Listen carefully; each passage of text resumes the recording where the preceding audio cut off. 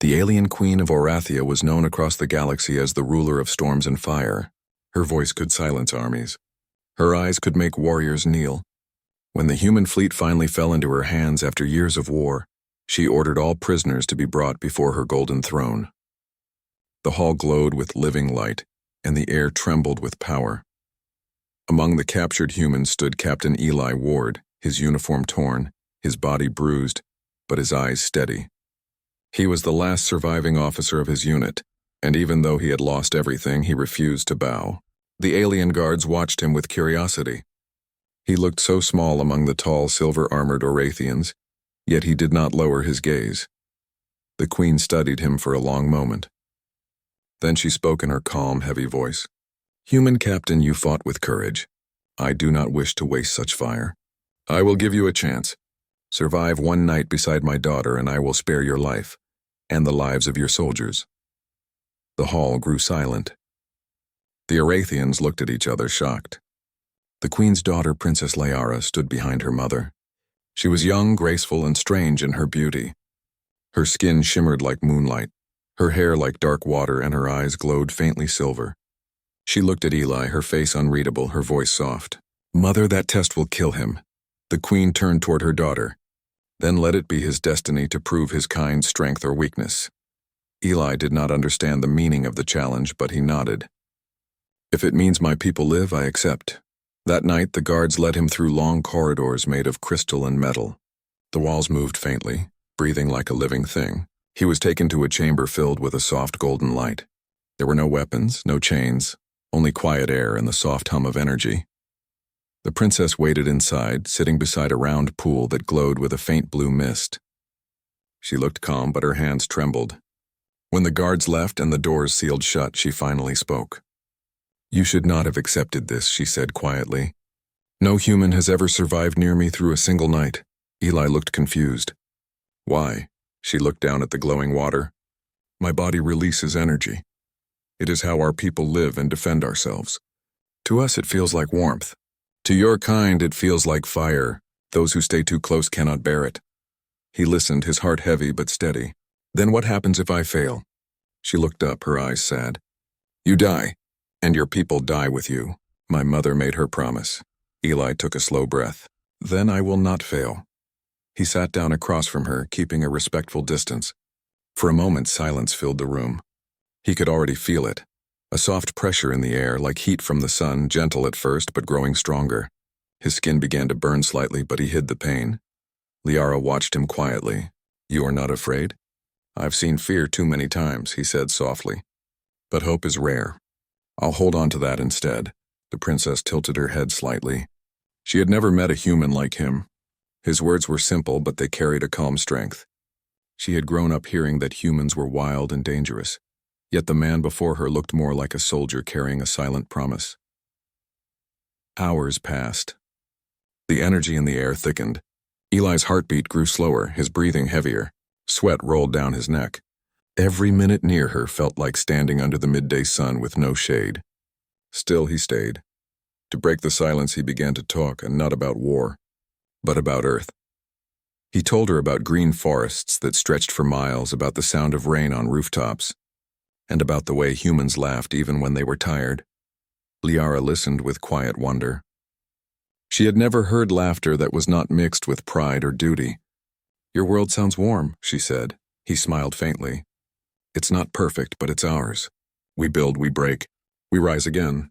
That's what being human means." The warmth in the chamber grew stronger. The light from Liara's body began to flicker like a living flame. Eli felt his skin ache, his vision blur, but he kept his eyes on her.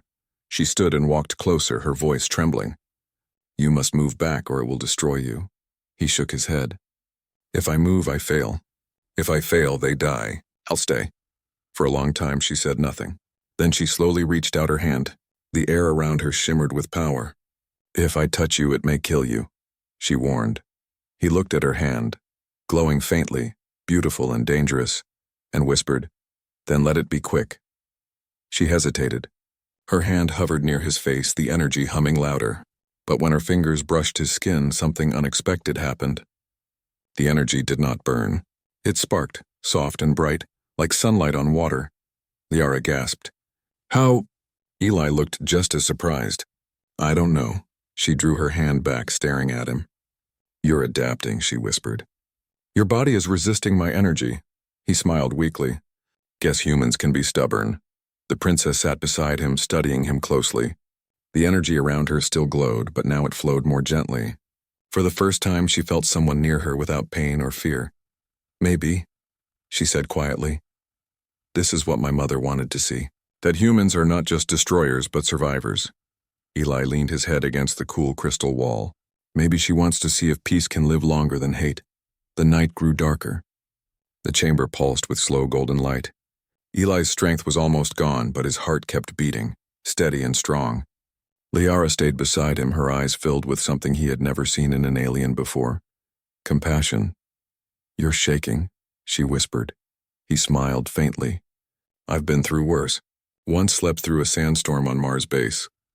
She didn't understand the joke, but she smiled anyway. It felt warm, natural. For a moment, she forgot that this human was her mother's enemy. As the night neared its end, the light in the room softened. The air cooled, and Eli could finally breathe without pain. He was exhausted, but alive. Liara looked at him, disbelief in her eyes. You survived, she whispered. No human has ever done that. He looked at her, eyes half closed. Then maybe you'll tell your mother that humans keep their promises. She nodded slowly. I will. Outside the chamber, the twin moons of Orathia began to rise, shining through the crystal walls. The guards waited beyond the doors, certain that the human would be gone by dawn. But inside, the princess watched over him as he drifted into uneasy sleep, her hand resting gently on his shoulder, careful not to harm him. For the first time in her life, she felt something more powerful than her own energy, a quiet respect for a creature who refused to give up. And as the first light of morning touched the chamber, she whispered softly, maybe mercy isn't weakness after all. When dawn arrived, the doors of the crystal chamber opened with a deep sound. The guards stepped inside, expecting to find another lifeless human body. They stopped at once, their eyes wide. The man still breathed. Captain Eli Ward lay weak but alive on the cold floor, his chest rising slowly. The princess sat beside him, her hand resting carefully on his arm. Her face showed calm, but her eyes glowed with quiet relief. One guard hurried to inform the queen. Soon, the golden hall of Orathia filled with whispers. The alien queen walked toward the chamber, her long cloak trailing behind her like a storm cloud. Her people followed at a distance, silent and uneasy. When the queen entered, her eyes met the sight before her. The human was alive. His body carried marks of pain, yet his spirit had not broken. Liara turned her head toward her mother and said softly, He survived. The queen did not speak at first. She stepped closer, her expression unreadable. The air around her felt heavy. Everyone waited for her judgment. Finally, she said in a low voice, Rise, human. Eli tried to stand. His legs trembled, but he forced himself up. He stood tall before the queen, though his strength was almost gone. His voice was rough but steady. I made a promise, he said. You told me if I survived, my people would live. The queen's silver eyes studied him carefully. She had seen thousands of warriors, brave, foolish, desperate, but none like this one. Why did you stay? She asked. You could have begged for mercy. You could have escaped the pain. Eli answered simply, because my soldiers trusted me. Because I wanted to prove that humans can keep their word. The hall grew quiet. Even the air seemed to listen. The queen turned her gaze to Liara. And you? Did he harm you? Liara shook her head slowly. No, mother. He showed me kindness. He told me about his world. He did not fear me. The queen looked back at Eli. A long silence followed. Then she spoke clearly, her voice echoing through the chamber. Then mercy is given. The human fleet will go free. Gasps filled the hall. The guards looked at one another in disbelief. The queen had never before granted freedom to an enemy. Eli bowed his head in respect. Thank you, your majesty. The queen raised her hand to silence the murmurs. But you, Captain Ward, will stay here, she said.